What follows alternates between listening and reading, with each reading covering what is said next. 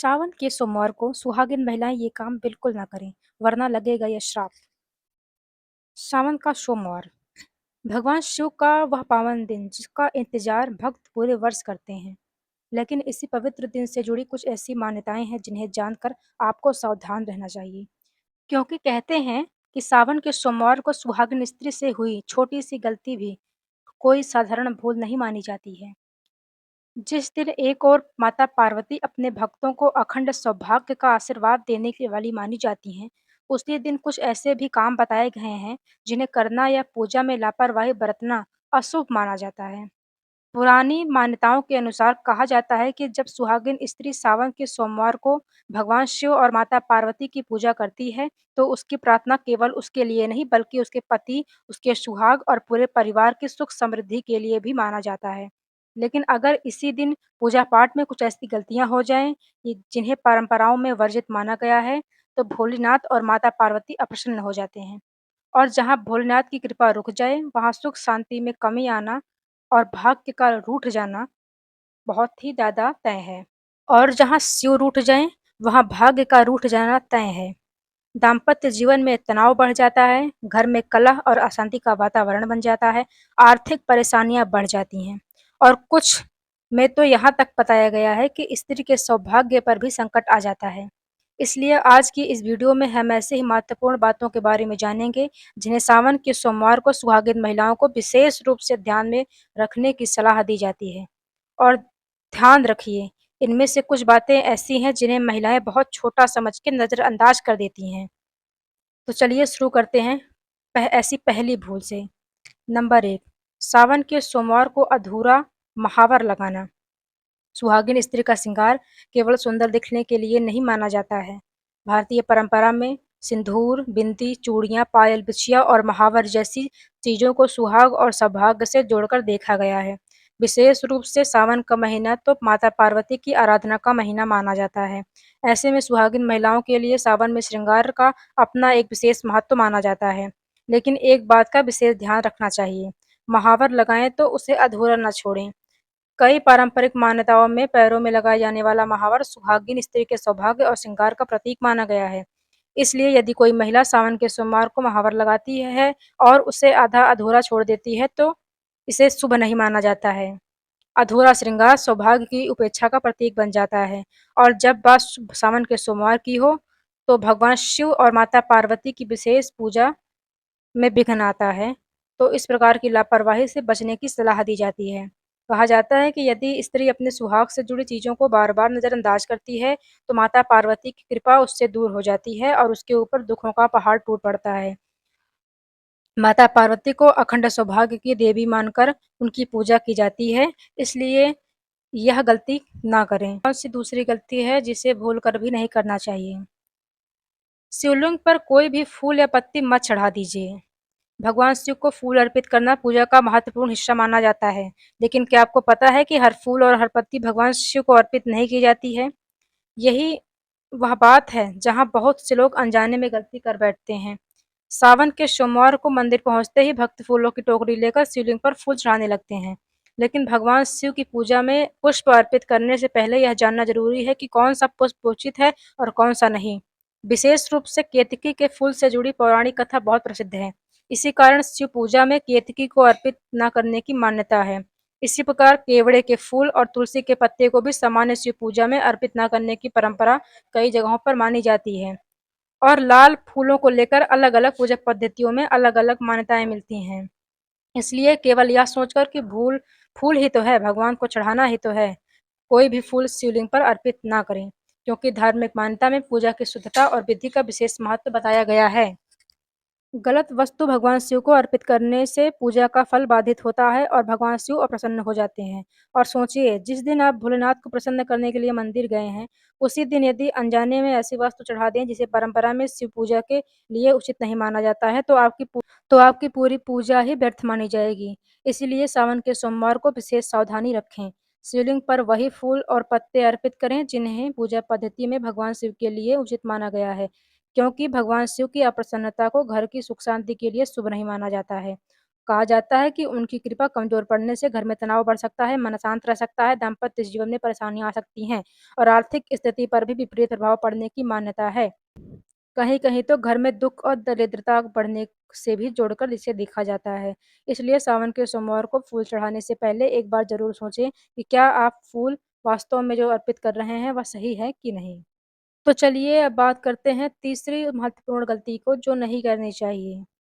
सावन के सोमवार को शिवलिंग पर जल और दूध चढ़ाने की परंपरा बहुत प्रसिद्ध है। सुबह-सुबह भक्त मंदिर पहुंचते हैं, शिवलिंग पर जल चढ़ाते हैं, फिर दूध से अभिषेक करते हैं और भोलेनाथ से अपने परिवार की सुख शांति और पति के स्वास्थ्य, संतान और अखंड सौभाग्य की प्रार्थना करते हैं। लेकिन यहाँ भी एक बात ध्यान रखना जरूरी है कि पूजा में इस्तेमाल होने वाले पात्र को लेकर अपनी पारिवारिक और अस्थायी पूजा विधि का पालन करें। कहीं-कहीं दूध के अभिषेक के लिए तांबे के पात्र का प्रयोग उचित नहीं माना जाता है और दूसरे पात्र का उपयोग करने की सलाह दी जाती है। इसलिए किसी की नकल करके पूजा ना करें। अपने घर के बड़े बुजुर्गों और अपने पुरोहितों से चली आ रही पूजा विधि के अनुसार ही अभिषेक करें, क्योंकि कहा जाता है कि पूजा में शुद्धता और सही विधि का महत्व होता है। और जब बात आती है सावन के सोमवार की, तो भगवान शिव को प्रसन्न करने के लिए अभिषेक किया जा रहा हो, तब छोटी-सी लापरवाही भी नहीं करनी चाहिए और बचना चाहिए। उम, कहा जाता है कि पूजा की विधि का बार-बार उल्लंघन करने से भगवान शिव अप्रसन्न हो जाते हैं और यदि भोलेनाथ की कृपा घर से दूर हो जाती है, तो घर में दिक्कतें बढ़ जाती हैं। इसलिए तांबे के लोटे से कभी भी भगवान शिव को दूध ना चढ़ाएँ। ये अब बात करते हैं उस चौथी बात की, जिसे नहीं करना चाहिए। सावन का महीना आते ही चारों तरफ हरियाली छा जाती है, मंदिरों में भगवान शिव के जयकारे गूंजने लगते हैं। महिलाएं हाथों में हरी चूड़ियां सजाती हैं, मेहंदी लगाती हैं, सिंदूर और बिंदी से अपना श्रृंगार करती हैं और भगवान शिव माता पार्वती से अपने पति परिवार की सुख समृद्धि की प्रार्थना करती हैं। लेकिन क्या होगा अगर सावन के सोमवार को कोई सुहागिन महिला जानबूझकर अपने सुहाग के श्रृंगार की उपेक्षा करे? कई जगह इसे शुभ नहीं माना गया है, खासकर पायल और बिछिया को लेकर सुहागिन महिलाओं को सावधानी रखने की सलाह दी जाती है। पायल केवल पैरों की शोभा बढ़ाने वाले आभूषण नहीं माना जाता है, बल्कि भारतीय परंपरा में इसे स्त्री के श्रृंगार का हिस्सा माना गया है। पायल की छन-छन, जिसे हम यह मानते हैं कि यह छन-छन है, असल में यह श्री-श्री की एक गूंज होती है। इसी तरह बिछिया को भी विवाहित स्त्री के सुहाग से जोड़कर देखा जाता है। इसलिए सावन के सोमवार को बिना किसी कारण के सुहाग की इन निशानियों को त्यागना या श्रृंगार को पूरी तरह छोड़ देना या ना करना उचित नहीं माना गया है। सावन के सोमवार को माता पार्वती की आराधना करते समय सुहागन स्त्री को अपने सौभाग्य के प्रति सम्मान और श्रद्धा बनाए रखनी चाहिए। कहा जाता है कि यदि स्त्री अपने सुहाग से जुड़ी वस्तुओं का अपमान या लगातार उपेक्षा करती है, तो माता पार्वती अप्रसन्न हो जाती हैं और माता पार्वती को अखंड सौभाग्य की देवी के रूप में पूजा जाने की मान्यता है और उनकी अप्रसन्नता बहुत गंभीर माना जा सकता है। इससे सौभाग्य पर संकट आ जाता है, पति की आयु भी क्षीण हो सकती है, पति-पत्नी में मनमुटाव बढ़ सकता है, घर की सुख शांति और प्रभावित हो जाती है। वहीं परिवार में परेशानियाँ भी बढ़ सकती हैं। इतना ही नहीं, कहीं-कहीं माता की कृपा कम होने से घर में आर्थिक परेशानियाँ और गरीबी बढ़ जाती है। इसलिए सावन के सोमवार को यदि आप सुहागिन हैं, तो अपनी श्रद्धा के अनुसार साफ-सुथरा और पूर्ण सुहाग का श्रृंगार करके भगवान शिव और माता पार्वती की पूजा करें। और हाँ, यहाँ एक बात समझना बहुत ज़रूरी है कि अगर किसी कारण से कोई महिला पायल या बिछिया नहीं पहन पाती है, तो इसका अर्थ यह बिल्कुल नहीं है कि भगवान उसे दंड देंगे। लेकिन यह सिर्फ़ आपकी किसी परेशानीवश होना चाहिए, जैसे अगर आपके घर में कोई सूतक काल लगा हुआ है तब। क्योंकि उस समय की बात अलग मानी जाती है, पर यदि आपके घर में सब कुछ ठीक चल रहा है, तो श्रृंगार की उपेक्षा बिल्कुल ना करें और श्रृंगार करें। पूर्ण 16 श्रृंगारों को महत्व प्रदान करें और अपने सौभाग्य के प्रति भगवान को धन्यवाद देने का यह सबसे बड़ा एक तरीका है कि भगवान को दिखाने का कि हम आपके दिए हुए सौभाग्य के अधिकारी हैं। चलिए अब बात करते हैं उस 5वीं गलती की जिसे बहुत सी महिलाएँ शायद गलती मानती ही नहीं हैं। सावन का महीना भगवान शिव को समर्पित माना जाता है। इस दौरान हरा रंग विशेष रूप से सावन और प्रकृति से जुड़ा जाता है। लाल, पीला और अन्य शुभ रंग भी कई परंपराओं में मंगलकारी माने जाते हैं। लेकिन सावन के सोमवार को काले या गहरे नीले रंग का वस्त्र पहनने से बचने की सलाह दी जाती है। इस पवित्र दिन पर ऐसे रंगों की जगह शुभ और सात्विक रंगों को प्राथमिकता देना ज़्यादा बेहतर है। खासकर सुहागिन महिलाओं के लिए सावन में हरे वस्त्र, हरी चूड़ियाँ और अन्य शुभ श्रृंगार को सौभाग्य से जोड़कर देखा जाता है। इसलिए सावन के सोमवार को काले या गहरे नीले रंग के वस्त्रों को पहनने से बचना चाहिए और हरा, लाल, पीला या अन्य शुभ रंगों को पहनना चाहिए, क्योंकि भगवान शिव की पूजा के दिन ऐसे रंग धारण करना जो आपकी पूजा पद्धति में शुभ नहीं माने जाते हैं, उससे पूजा का सकारात्मक प्रभाव प्रभावित हो सकता है। और यदि कोई व्यक्ति बार-बार धार्मिक मान्यताओं की उपेक्षा करता है, तो भगवान की अप्रसन्नता होती है, भगवान अप्रसन्न हो जाते हैं। चलिए अब बात करते हैं उस 5वीं गलती की जो भूल कर भी नहीं करनी चाहिए, क्योंकि यह गलती केवल शरीर से नहीं, मन और साधना से भी जुड़ी हुई मानी जाती है। सावन के सोमवार को बहुत से भक्त व्रत रहते हैं। कुछ लोग केवल फलाहार करते हैं, कुछ एक समय ही भोजन करते हैं और कुछ लोग बिना अन्न के व्रत रखते हैं।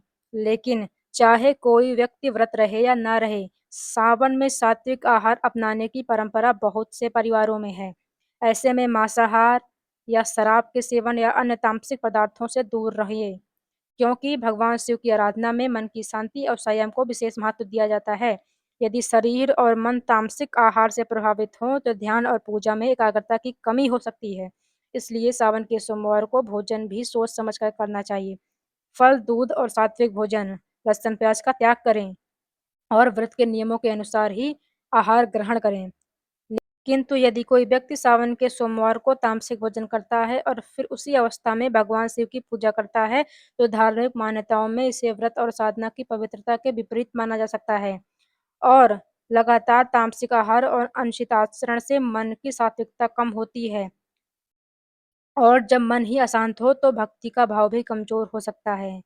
इसलिए ऐसी स्थिति में भगवान शिव की अप्रसन्नता बढ़ सकती है और भगवान की कृपा से दूर हो सकते हैं आप। घर में अशांति, मन में तनाव, परिवार में कलह, आर्थिक परेशानियां और दुख, गरीबी बढ़ने की नौबत आ सकती है। इसलिए सावन के सोमवार को केवल मंदिर में जाकर जल चढ़ाना ही पर्याप्त नहीं माना जा सकता है। अपने भोजन, विचार और व्यवहार तीनों को सात्विक रखने का प्रयास करें। और सबसे आखिरी में एक बात अवश्य याद रखें कि यह सबसे महत्वपूर्ण है श्रद्धा, शुद्ध भाव, संयम और अपनी परंपरा का सम्मान, क्योंकि भोलेनाथ को प्रसन्न करने के लिए सबसे बड़ी चीज कोई महंगा फूल या बड़ा चढ़ावा नहीं है, बल्कि सच्चे मन से लिया गया उनका नाम है। हर हर महादेव। और ऐसी ही तमाम जानकारियों और ऐसे ही भक्ति से संबंधित जानकारियों के लिए हमारे इस चैनल को सब्सक्राइब करें, जिससे आपको हमारी आने वाली किसी भी वीडियो से वंचित ना होना पड़े। धन्यवाद। हर हर महादेव।